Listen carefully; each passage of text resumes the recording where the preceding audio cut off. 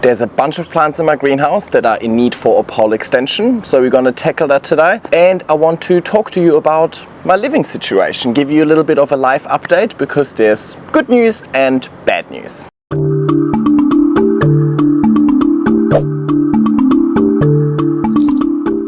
Oh, hello. Yes, you can go in there. Hey everybody, and welcome back to my YouTube channel. It is a beautiful summer morning in Sydney. It is nice and hot. 30 degrees already and it's still the morning. It is also 70% humidity. It's going to be hot and steamy today.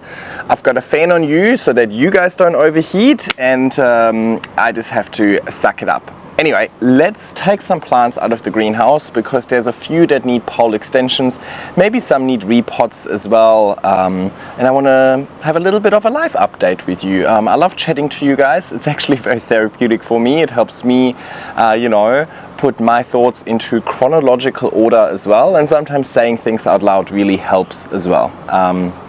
And at the same time, I'm giving you kind of a chance to get to know me a little bit better, or understand where I'm at and what's happening and what's not happening and so on. Alrighty, let's have a look. Have a look at this. See, I hope it's going to be okay with all of the sun filming today. Maybe we'll see. This is one of my current favorites. It is my Emidrium medium silver. This has been in this tiny pot ever since I got it, and that's almost 2 years ago now. It's really been thriving over summer. There's 4 shoots at the moment, and it's giving me really nice large leaves. So really happy. It has not outgrown the pole just yet, so I don't need to worry about that. But I was thinking maybe I should give it a larger pot, because with the next extension I would need to give it a larger pot anyway, but this is already looking mighty root bound. Yeah, you can hardly see anything in there, so much algae. So maybe let's tackle that first. Okay, let's take this existing pot out. This is still the pot that Tim from Grow Vertical gave it to me. I don't know if you've been following me for a long time. Not last year's Collectors Plant Fair, but the year before. He gave me this one at the end of the show, and I've been loving it since. I've grown it in my greenhouse. Obviously I wouldn't have grown in the greenhouse back then, because I didn't have a greenhouse. Did I have a greenhouse back then already? Ever since I can remember, this has been in the greenhouse. Definitely since I've lived in this house, which has now been 12 months, no, 13. It's now been 14 months. We're in the 14th month of living in this house. It's definitely always been in the greenhouse, including during the winter months. Now we can probably see this a little bit better. This is all just roots. So, which also means it survived the winter out there, which is very good news. Right? We like that. Now, I don't know if I should free it up a little bit. I'll free it up a little bit and I'll collect the existing substrate in this pot. Because it's not a bad thing to incorporate a little bit of the existing substrate. I'm going to go with my chunky airwood mix. Again, it's quite tree fern fiber heavy, which is what I've been loving recently. And I think in the greenhouse specifically, that's not a bad idea, because it is quite hot in there, right? I think, let me check in a sec how hot it actually is in there.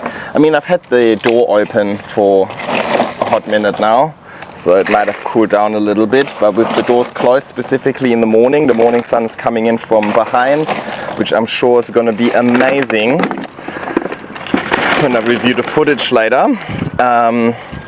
But yeah, it can get really hot there in the morning, and then in the afternoon it gets the sun from where you are right now, so it gets really hot in the afternoon as well. So I've had the misters on constantly to cool it down and to keep everything watered, but that also means that a more water retentive mix, aka using a little bit more tree fern fiber, isn't a bad thing for these plants, so they require less frequent watering. I do water probably every 2 or 3 days, depends on how hot it's been. We've had some 39-degree hot days, we've had some 36, 34, but then also down to 23, 24 again, right? All within a week. So obviously on the day where it's 39, I water more than on a day when it's 24. So, you know, gotta use a little bit of common sense and judgment. Alrighty. That's it. I will park this on the side and I'll water this in. Alrighty, let's have a look what's going on here. Okay, this is Syngonium frosted hard. It only moved into the greenhouse this season at the end of winter, or like at the beginning of spring. Now, it is right in the corner. So I think that's why it doesn't have that nice of a display side anymore, because the leaves are kind of getting light from all corners, the back, the front, all the corners depending on how it changes throughout the day. But look at the leaves are definitely getting much bigger compared to the smaller indoor leaves. Right? It is reaching the extension, and it actually rooted into the pole without there being substrate. I think I could easily extend this if I wanted to. Do I want to though? To be honest, I don't really want to extend this because it's not growing that pretty. What I'd rather do is I'd rather create something lusher.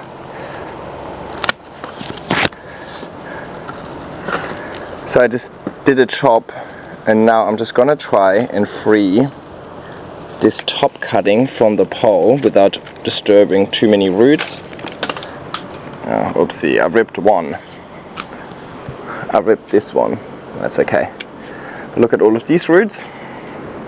And now I'm just going to put it into the pot, and then I have two climbing up here to make it just lusher rather than extending it, because it's not going to really increase in leaf size much, right? Hello darling, I don't have a seat for you. You want to be in the greenhouse?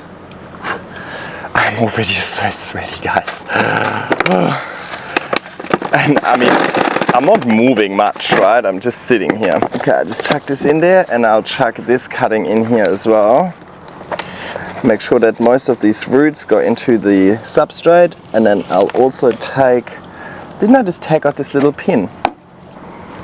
I swear to God, I just had this little pin, didn't I? Oh, I found a cable tie in my potting mix for some reason. Oh well, then I'm using this. I'm just using the cable tie to take this second shoot that I just cut off and cable tie it to the pole so it can start attaching. And yes, this is not necessarily a guaranteed success, because obviously I didn't give this top cutting any chances to root any further, but the conditions in the greenhouse should be so good, and it had some roots that you saw. I think it will be just fine. But we'll see how we go. I feel like at this stage in the greenhouse, because it is so warm and humid and just perfect conditions, it's honestly hard to go wrong. However, in winter it can go down to like 4 degrees. I think 4 degrees is the coldest I've seen. And obviously it's still really, really humid in there, and cold and wet is a terrible combination. So in winter I don't have the misters on. And I just hope for the best. But he's gone into the naughty corner, right? Let me get him in a sec. But the Amidium medium I showed you earlier was in there all winter long as well. So it survived winter. It didn't grow at all during winter, but it also didn't completely die back, and then had a phenomenal comeback. So I think I will keep this Syngonium in there throughout winter as well, because realistically I just don't have enough space indoors, and this is not one of my favorites that would deserve a bit of a prime spot. Alrighty, done and dusted. Let me bring you closer, and then I'll go hunt down the baby. Just a little lusher now, right? I think I might need to give it a different position in the greenhouse so that it actually has a nicer display side. Come on.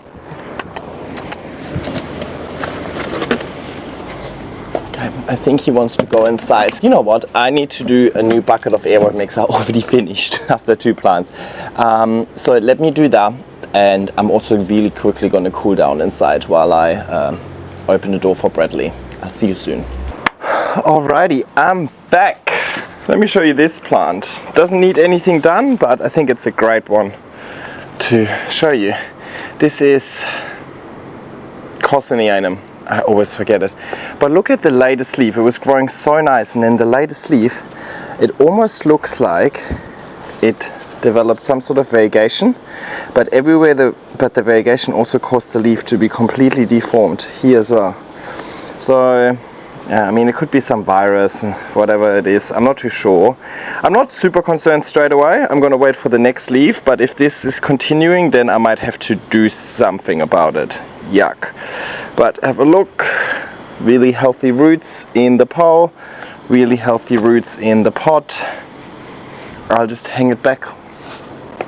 Rugosum also moved in here at the beginning of spring. It has definitely grown thicker stems, but also larger internodal spacing. And these were the indoor leaves. I feel like it then increased in leaf size a little bit, but now almost is decreasing again. I'm not too sure. I'm also not too sure what all of this is. Like, see how leggy it's growing with all of these bits? I don't know. Because it's been growing so leggy, it's in need for an extension. Yeah, and I think I want to change the position of this plant as well. It's currently hanging at the very top of the greenhouse, but when I give it an extension, it's probably going to move further down, and then we'll see. I don't think I need to give it a larger pot. I can't see many roots. I'm just going to give it an extra pole. And these are the Grow Vertical poles. As always, they're linked in the description. And what I'll do with them, when I extend them, I'll just extend them by overlapping the two poles by 2 cable ties. Only once I start adding a third of these Grow Verticals, I'll actually start putting a garden stake in for stability as well. Plus with this one, I'm not so worried because I'm kind of like, it's gonna end up partially standing, but also partially hanging. Or like at least it's standing, but I'm gonna support it with a little hook on the side of the greenhouse as well. So it will have support from the bottom and from the top, if you does that make sense? I'm not worried about this falling anytime soon. Alright, as always, I go through, these have pre-drilled holes, I go through both of the plastics and then also the mesh at the front to connect it all together. I have plenty of moss pole extension tutorials in my moss pole playlist. In that moss pole playlist you'll also find my aeroid mix recipe, my moss pole tutorial, how I do extensions, how I do chop and extends, how I do stitches. Like sometimes I stitch a smaller pole into a larger pole. Anything. How to water moss poles, how to keep them stable, everything. Everything I know about moss poles is in that moss pole playlist. So feel free to check that out. Okay, so let's talk a little bit about the living situation, because obviously I feel like I'm well known on the internet for being the person that constantly has to move with their plants.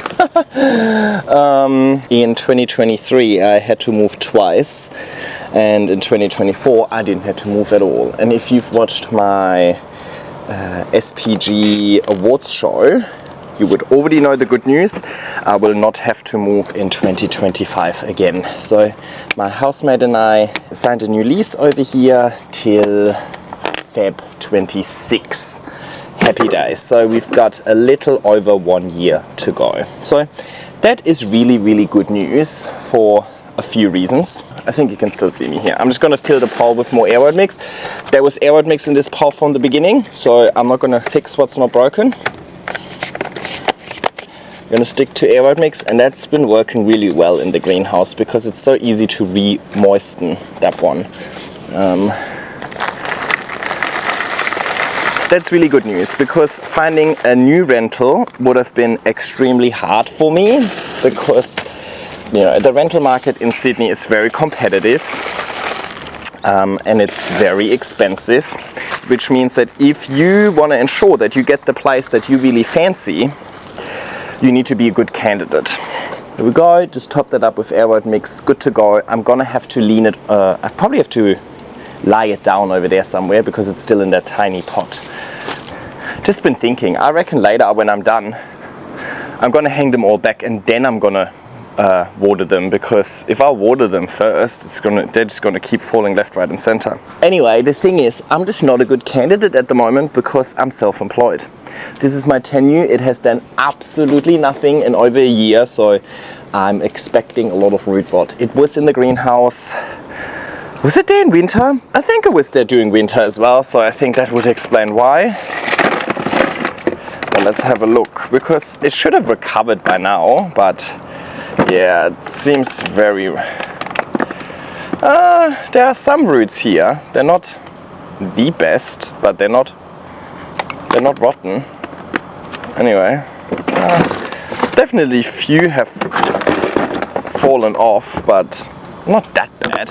Anyway, let's see if a new mix will fix it. Yeah, I'm just not a good candidate for renting places at the moment because I'm self-employed.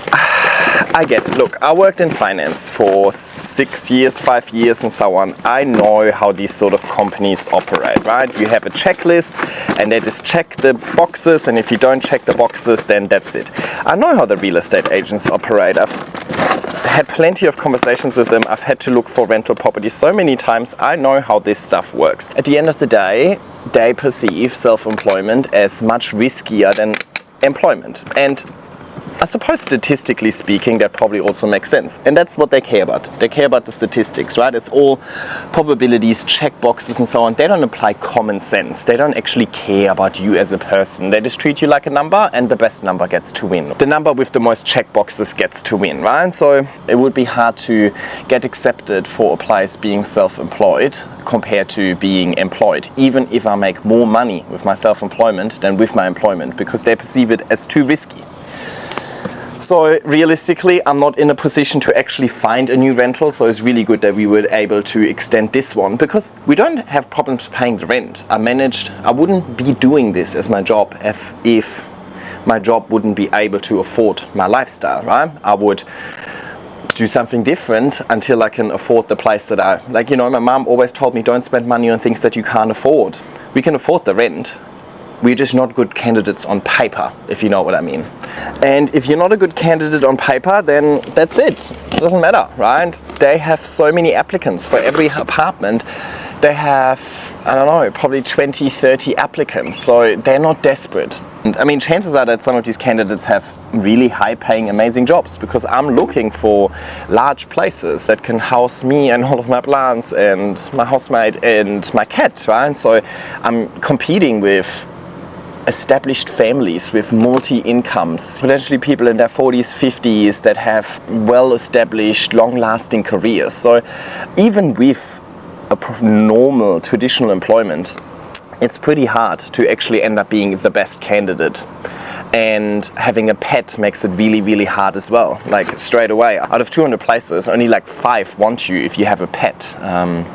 Yes, it's a cat, not as bad as a dog, but they're just, again, they're not desperate for people. So they're just like, pet? No, that's it.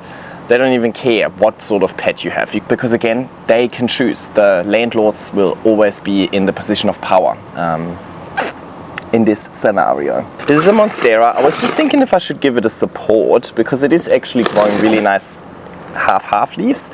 And I think the answer is yes, I should. So let's do that.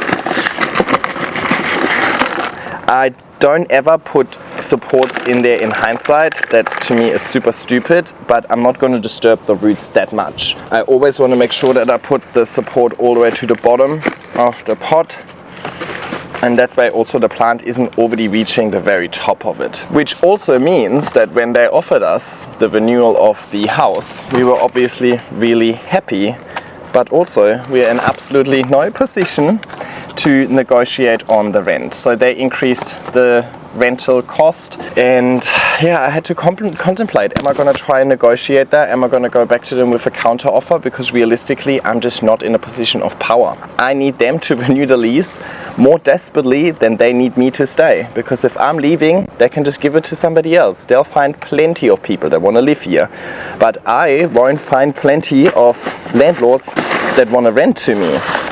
So I went back with a conservative offer, and then we negotiated from there. So there's still a little rent increase, but it's not quite as big of a rent increase. Actually, I don't like this substrate.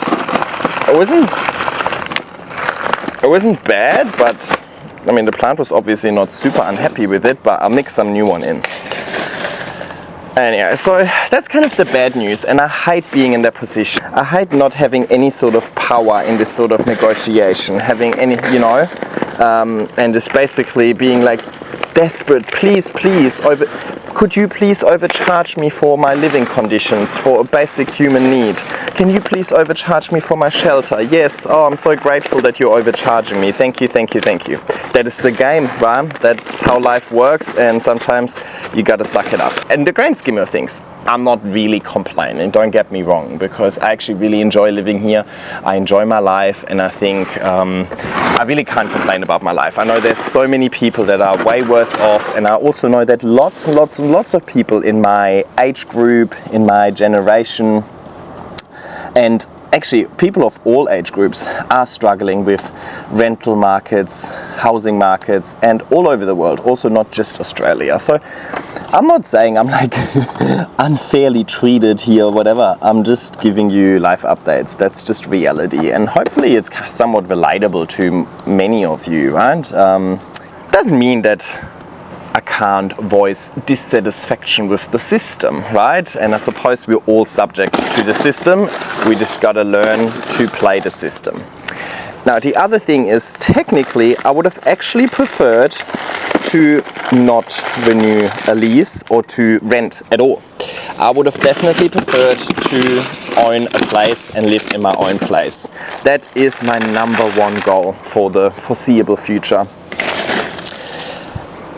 As long as I keep renting, I'm gonna pay somebody else's mortgage while not creating any sort of capital for myself. I mean, yes, I can invest and so on, but I mean, like, property has been one of the most lucrative investments, but it's not about the investing part for me at all. I actually disagree with property being an investment in the first place. There shouldn't be, if we're experiencing a housing crisis, there shouldn't be such thing as an investment property, right? Or maximum one. There shouldn't be such thing as negative gearing and so on. But anyway, let's not get too carried away with that one. But I just need to get out of the rental market. The longer I rent, the longer I spend a lot of money paying off somebody else's mortgage, just to then eventually be kicked out anyway and standing there empty-handed. I actually calculated before I was doing YouTube, I lived in a house, and I didn't live there by myself. I lived there with 2 other people. We lived there for 4.5 years, and it was a beautiful house. I loved my time over there. But at the end of the 2.5 years, I added all of the rent that I paid up, and in those 2.5 years, we paid $250,000 in rent. And then we moved out, and we don't have anything. All we have got left are memories, right? If you would have spent $250,000 in paying off your mortgage, you would now have a mortgage that's $250,000 less, right? So you would have owned $250,000 of your house that you eventually can sell and make the money back and probably profit, and so on. Oh my God, calm down, everything will be fine. Will it though? Will it? Oh my God, another Monstera. Well, we'll leave this as it is. Oh, this one I'm excited to show you. Subpanada. I have not extended this in years now. I have actually taken some cuttings before, but yeah, have a look. This is, there's like so many stems on there, and some are actually quite decently mature. Look at this leaf. This is interesting, right? It's really getting interesting. But look at all of these roots that have missed out on the pole. Now I could chop it back and give it time to reshoot, but I think I just wanna. Oh no! Oh, this just beheaded itself, and so did this. Ah, shoot! Ah, these 2 just flopped over. Oh well. Oh, this means I can propagate them and maybe give some to Tim for his garden, because this one could look really cool in the garden. And we keep working with this then. Oh well, that's unfortunate, but I suppose it's forcing me to stay true to my methods and actually, because you know, these are already so long, I would have already reached halfway up the moss pile before I even gotten there. Now I'm out of poles. I have plenty of poles with moss in it, but this one is an aeroid mix one, so I'll go down and get more poles. And don't worry, I haven't finished my brain dump yet. I'm back. Now I think there's also some great advantages to renting, but it depends on whereabouts you are in your life and so on, right? I mean, I've lived in Sydney for, this is my 13th year, and I think really only the last 2 years or so I feel like owning a house is a better solution than renting. I am now a dual citizen, which means, you know, I'm well and truly Aussie. I have no plans of not living here, right? I definitely want to live here. That wasn't always the case. I wasn't too sure if I'll always live in Australia. So I definitely well and truly have established my life over here. This is my third career that I have in Australia now after hospitality and finance. So I feel like this is, you know, my country. I definitely want to live here. So as a result of that, I also want to make it a little bit more permanent. I feel like renting is very temporary, and that serves people, right? Some people don't like having the financial burden of having a mortgage or having the possibility of something going wrong and you're responsible and liable, right? Of course, with a house comes much more issues. Like if our house, we had some flooding on the back of really heavy rains recently. It actually came through from the neighbor's house, so it wasn't necessarily like directly related to ours, but well, we have a shared wall. And if you're the owner, then, well, these things can cost you quite a lot of money. So, of course, there's also some negatives involved with being a homeowner, right? But I am a really house-proud person, and I like spending a lot of time at home. My job is at home, and so on. So, because I spend so much time at home, I think I'm like the perfect candidate for being a homeowner, because I would actually make the absolute best out of home ownership. I would love it. Now I'm just cable tying some of these offshoots to the pole so they can find their way and root into it as soon as possible. Even though I'm already really late to doing this extension in the first place. I love renovating. I love doing things. I would love to have a little bit more creative freedom with my house. Hence, I think owning is definitely a much more suited option for me. So what do you do when you want to achieve something? You start looking into it. So I started looking into it realistically. What is the best way for me to get out of the rental market? My old company actually bought a lending company, so I reached out to them, and I had a really lovely broker that assisted me in, you know, assessing my borrowing capacity. So that I can see how much money I can borrow, and then I can see what sort of properties I could get for that money. And I started all of this like last September in anticipation of potentially not being able to renew the lease. We very quickly realized that I actually have no borrowing capacity, like zero. So actually not a single person in all of Australia wants to lend me money. Definitely none of the banks. I mean, they're like the really traditional ones. They're the same checklist that they have for the rental applications, they have for the mortgage applications. If you're self-employed, it's going to be hard to find a very traditional institution like a bank to lend you money. So you then need to go to smaller lenders. Comes at a cost, right? They then double the interest rate for you, but that's okay. You can always remortgage later, right? You just need to get into the market in the first place. So I gotta find just somebody who wants to lend me money. Even with the non-traditional lenders, nobody wanted to give me money because I haven't been doing my business for long enough, and I've also recently switched my accountant. So they said like, oh, you know, if you've been with your accountant for over 12 months, they can do like an accountant declaration saying that, yep, you're okay. And then that could solve the problem. But I switched my accountant because the previous one wasn't good. Anyway, I don't really understand, because I mean, I do my tax returns, I pay my pay-as-you-go on the quarterly basis. What the lenders didn't like is that, well, at the beginning of the year I had a job, and then ultimately I didn't have the job at the end of the year, right? Because I worked in finance, I'm very organized with my bookkeeping and so on. I'm always on top of my zero. I'm always lodging my income tax returns early. You can see the income that Sydney plant guy makes, and you can see that that income is higher than my previous employment.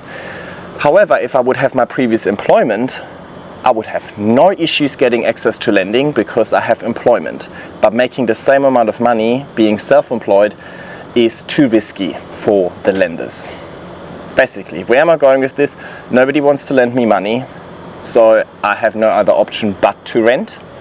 And I really didn't want to move, so it was really, really good that we did end up renting this place. But it's not my preferred option. Ideally, I would get into the property market and out of the rental market.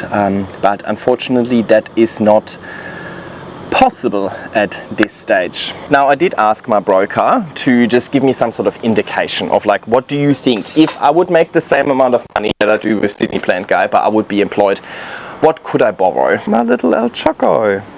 Also a need for an extension, but I keep it in that tiny pot, might as well. I'm not going to give you numbers. Numbers are irrelevant, especially given that not many people over here are actually from Australia. So you can't really put these sort of costings in relation because everything in Australia is so outrageously expensive. So I don't want to just throw numbers out here, but just in case somebody's curious, they now say that in Australia to actually afford a mortgage for a house, you need to have a combined household income of at least $250,000. Now, combined, aka me, because Brett isn't participating all too much. I mean, obviously for the rental purposes, my housemate is helping out, which is the saving grace. That's the only way we can afford this, because we're helping each other out. But if I would get a house, I would want to get the house by myself, because trust issues, right? I need to look after myself and not rely on anybody else. Definitely don't meet the 250k, so I was kind of expecting to not necessarily be able to get the most amazing houses, and specifically not in Sydney. So I just reached out to my broker and was like, hey, you know, what do you think is like realistic? What could be my borrowing capacity?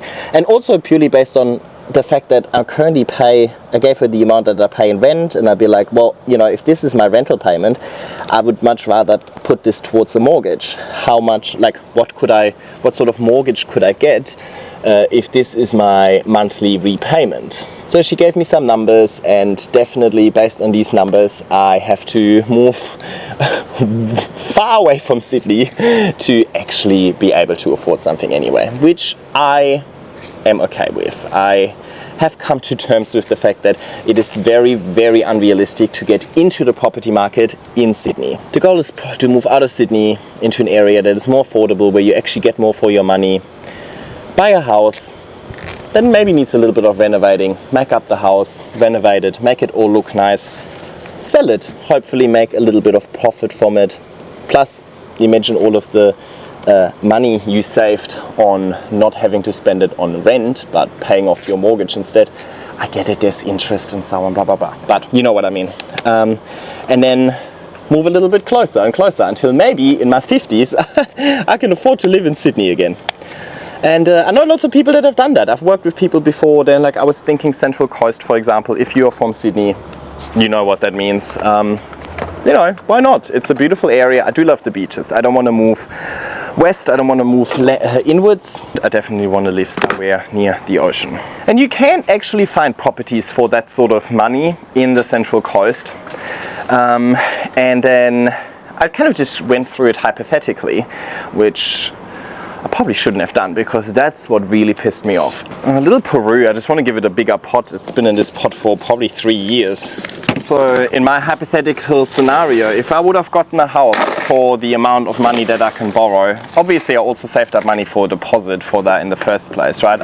Without a deposit you can't go anywhere.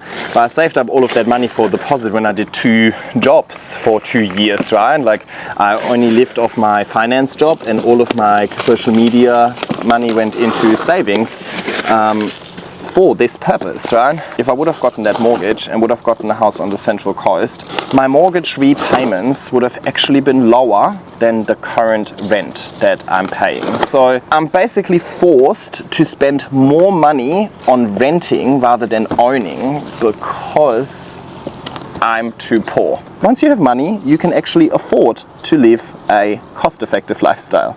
If you don't have money, you need to spend more money to survive. I'm really sorry if this is kind of like coming across as like a little bit of a bitching and moaning, but I think a lot of people in my generation feel a little bit frustrated. I've definitely also spoken to AJ about it, and I know she feels very similar. It feels like, how are we ever going to get out of this cycle? Like, how are we ever going to get ahead of the curve unless you end up having 7 jobs and not enjoy your life? And that's just what it feels like. It feels like society is making me choose between, do you want to have a good life when you retire, or do you want to have a good life now? Why can't we have both? Why can't we enjoy our entire life? Why is society wanting me to get a traditional job just so I can tick their boxes, when I can actually make more money with a passion project and enjoy my life at the same time? You guys, I need to change your battery and then I'll be back. Let me see what else is in there. How many Monsteras do I have? Found another one here. It's doing well. Look at these roots. So I think I'm going to give it a bigger pot and an extension as well. Alrighty, so look, realistically, yes, I would have loved to actually moved into my own house instead of extending the lease, but it was still a really good just exercise to understand a little bit more about the system and where I stand and so on. So it wasn't all just negative, right? I'm happy I made these experiences, and I'm happy that it all ended up working out and I still get to stay here for another year. And now that I know how the system works and where I stand, I can have some sort of strategy, huh? So let's address, what is the strategy? Well, I don't really have a strategy just yet, actually. There's a few options. I think initially I definitely want to enjoy the rest of summer, right? I mean, we are in January now. January, February is usually the best months when it comes to the weather over here in Sydney.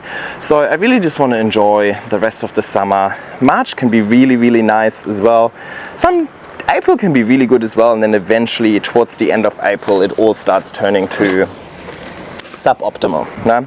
So I really want to do that first. Enjoy my life a little bit, because who knows how much time to enjoy my life I will have in the upcoming years if I need to fit in with society's standards yet again. So basically make the best out of life for now. But then, you know, I know winter will come around. In winter I'll be less busy with my plants. There will be less content to film. My views go heaps down in winter usually as well, which then kind of like makes me depressed and feel like I'm a failure and so on. And then that's probably a good time to start looking into alternatives. And then I really need to think about, what do I want? There are a few options. If I want to continue Sydney Plant Guy, I obviously need space. I have tried to diversify my content a little bit and include some content that doesn't actually require the existence of my plants, you know, like the viewer participation videos, and they've done quite well with Dr. SPG and so on. I've also done some, you know, plant trends and AI and so on, you know, like I've tried to do some videos that don't actually require physical plants in my house being grown over the course of many, many years.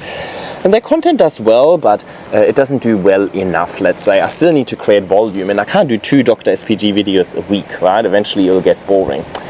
Any of the videos where I go to somebody else's house or do a garden or a tour in the botanic gardens and so on also don't do too well. So really the videos on my channel that do well are the videos of me growing my plants, me doing my garden, my houseplant tours and so on. So I need space for that. I need plants for that, right? If I want to continue doing Sydney Plant Guy, I need plants. And I want to have plants, don't get me wrong. Plants are a huge space commitment, and not just physical space like I need X amount of square meters.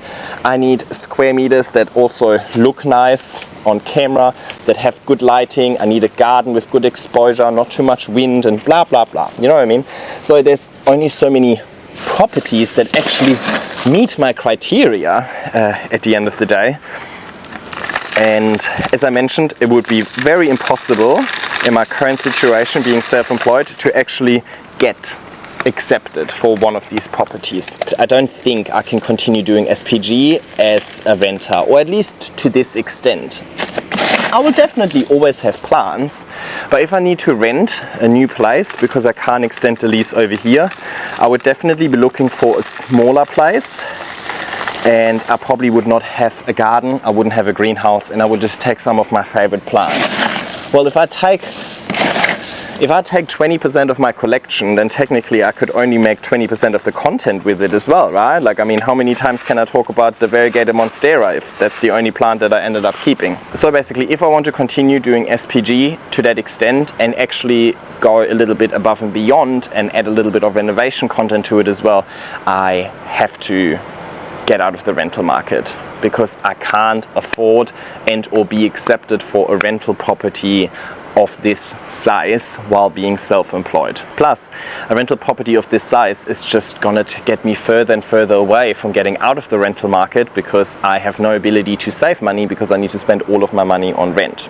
So the best option is to get a smaller place, save money on rent, so I can then eventually buy a house and get out of the rental market. Buy a smaller place means less plants means less content means less income means I don't even get the place in the first place, so I would already have to look for a job before I even apply for any rental properties, and then, you know, I might be able to do Sydney Plant Guy like a video a month or something like that. See how we go. Maybe by the end of this year, by the time this lease is coming to an end again, maybe that's the option I prefer. Maybe by then I feel like I have nothing to say about plants anymore. I'm not too sure. But those are basically the two options. Now, with option number one, that's the problem, right? How do I get this house if nobody wants to lend me money? So what I'm trying to do over the next few months, I think, I'm trying to put myself in a position so that when the end of the year comes around, let's say like September, October, and I start looking into potentially buying a place, that I'm financially in a better position to get access to lending. Also, don't switch your accountant around again, so the accountant can maybe do a declaration so I get access to lending. I try and save up as much money as possible for a deposit. The more money you can put towards a deposit, the less you need to borrow, the more likely you'll find the lending. Realistically, in winter, I might just have to look for a traditional job again, because then it would also be easier to get lending. But if I have a traditional job, then I don't have all of the time for the plants anymore that I want the house for, right? So it's kind of like, I'm not too sure. Something needs to change, but I'm not too sure what the first thing is that's gonna change. Yeah, I think I'm done here. This is looking good. I just need to move them around now.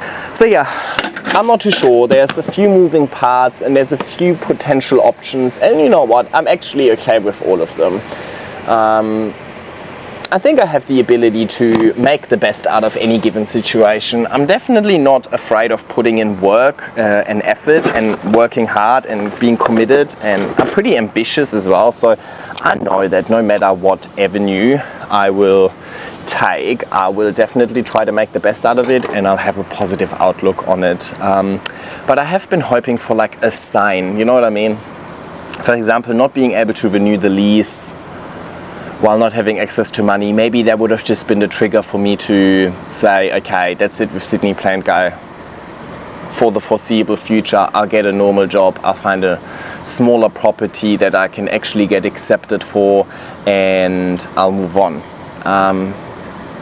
Not that I'm saying that's what I wanted, but it would have definitely forced me to make a decision. Because the other one wasn't an option, right? So I've kind of been waiting for something. Maybe next year I will get access to lending, or that maybe that is the trigger that helps me get into the property market, and then I can continue with this beautiful journey and so on. I'm not too sure. I think the best I can do at the moment is just bloody enjoy the life that I get to live right now, because who knows how long I get to live that for. Okay, let me clean up a little bit. Let me put aside what I don't need. Alrighty, let's have a look what we can do here. When I ordered the last lot of perlite, I ordered the wrong kind. Just finer one instead of so super chunky. And it's kind of doing my head in. Now, I'm trying to just return them back to their original spot if I was happy with their growth, because then, you know, less interruption for the plant. The tenure I was just working on, for example, it wasn't happy where I was before. It didn't do anything, so if nothing changes, nothing changes. So I changed something.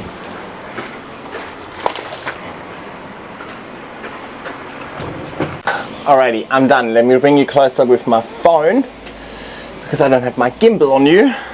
Okay, the frosted heart is going to stay in this corner. That's okay, it's not my favorite.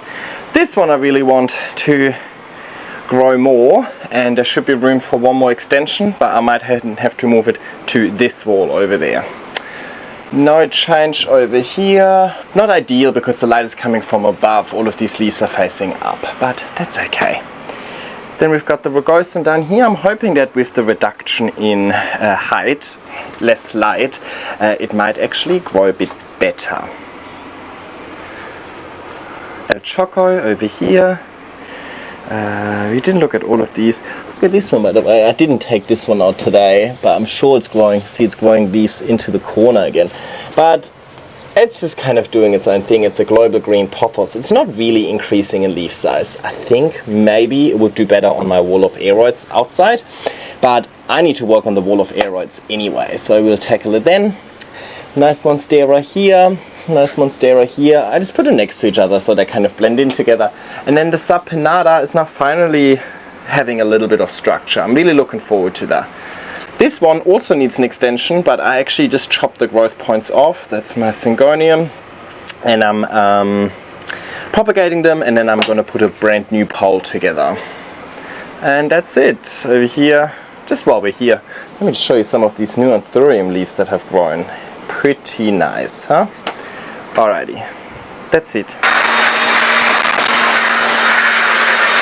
We're done, everything is in place. Now water it in. That's obviously going to get messy. How pretty are you, huh? That is the update on my living situation. I think this is the best possible option. I'm allowed to keep spending all my money on rent, but you know, at the end of the day, I can't complain at all. I'm living a beautiful life. I'm having a great time living here. I enjoy the house. I enjoy living with my housemate. My housemate enjoys living with me. Brett loves the house. My plants love the house. You guys seem to love the house as well, and the content that I produce over here. I have aspirations. It's good to have goals. Good things take time. And look, I was hoping that I could get into the property market pretty quickly, but I knew that realistically it's a bit too early for me. I think I'm pretty realistic when it comes to these things, but it doesn't mean that I can't dream, and it doesn't mean that I can't disagree with the system. There's two options, you know. If you disagree with the system, or if you don't appreciate the system, you can whinge about it non-stop basically and talk about how unfair everything is, or you can understand it and then try and make the best out of it. And I suppose that's going to be my approach. I think this year, or I think in 2024, I have developed a much better understanding of what I want and how to go about it. And now I just gotta stay patient and make sure to also enjoy the short term while working on these long-term goals, right? And I mean, that was the whole point of quitting my job in the first place, enjoying life here and now, rather than just focusing on the upcoming career, future promotions, future goals, and so on. But honestly, this year, it's almost been a full year of doing this full time now, has been the best time I've ever had in my life. I've had so much fun this year. I got out of my comfort zone, I traveled more and so on. I got to experience the best summer I've ever had over here in Australia. I had a friend visiting and we had so much fun and beach time. Things that I normally was never able to do because I was always stuck in an office or behind a computer and so on. So, grand scheme of things, can't really complain, but you know, there's room for improvement. Hopefully there's other people that feel similar, where you feel like, how the hell am I ever supposed to get ahead of the curve if just staying in the race costs me an arm and a leg? You're not alone, we're in it together, and hopefully it will all work out for us eventually. The greenhouse is officially closed. Thank you so much for watching. Like, subscribe, and leave a nice comment, and I'll see you in my next video. I'm also gonna do another video where I repot a few plants, and I'm gonna give you all of the positive life updates of the last couple of months. So hopefully that's gonna be a little bit more light-hearted, and that's coming up eventually. You know how I roll. Take care and happy growing.